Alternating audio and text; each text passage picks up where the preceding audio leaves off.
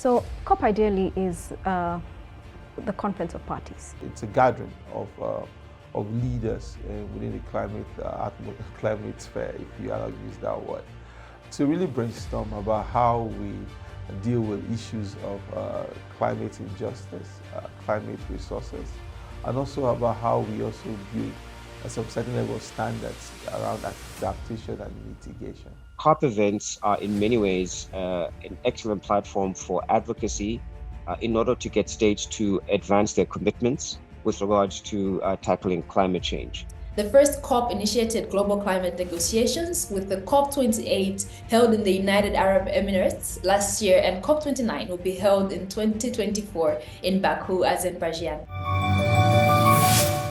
So COP ideally is the conference of parties, which is under the UNFCCC, which is the United Nations Framework Convention on Climate Change.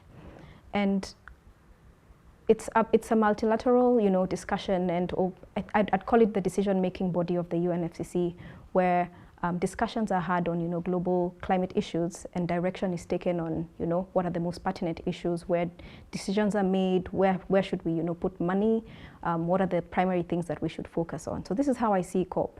And it's held every year towards the end of the year. So that's why around September, October, right after the UNGA Convention, the United Nations General Assemblies, the COP is held very shortly after to discuss issues about climate and also to follow up on some of the commitments that were made during UNGA. I think the reason why the Conference of Parties is important is because it gives different countries an avenue to have multilateral discussions, but also it provides, it provides a framework for leaders collectively to know what are the commitments that we're making and where are we trying to go as a globe, and build accountability from different national governments as well. I've only attended this World Cup, and somehow it feels like a big talk show, but I don't think it is. The Conference of Parties, which is you take the acronym and you call it COP.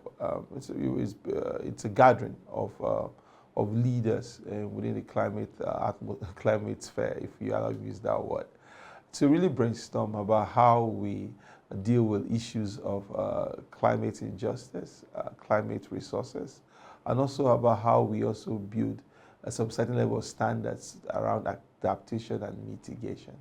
So climate COP has been a place where people discuss issues around loss and damage of biodiversity, loss and damage of critical infrastructure or even social injustice, and where we expect that developed countries who have been a major contributor to emissions based on their defective or fossil fuel-led industrializations also be able to pay a fair share to developing countries that have brought the brunt of climate change.